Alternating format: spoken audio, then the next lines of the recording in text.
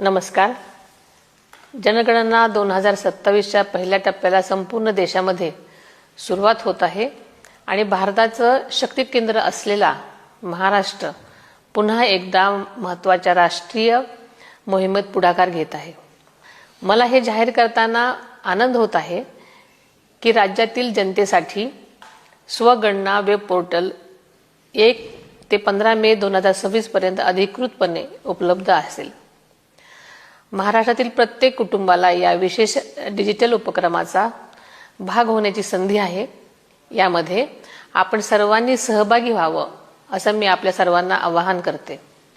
se.census.gov.in या संकेतस्थळाला भेट देऊन आपण आपल्या घरून आपल्या सोयीनुसार इतर कोणत्याही ठिकाणाहून आपली माहिती नोंदवू शकता.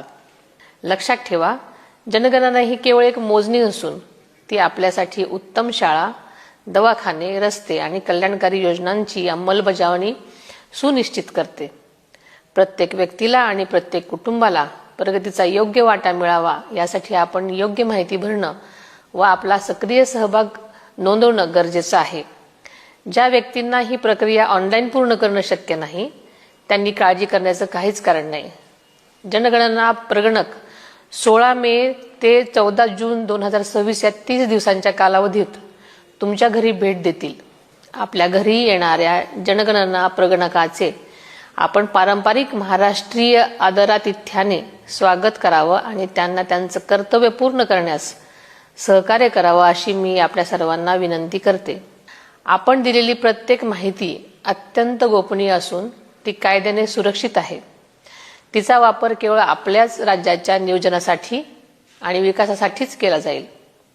हे पोर्टल आता कार्यान्वित झालं आहे.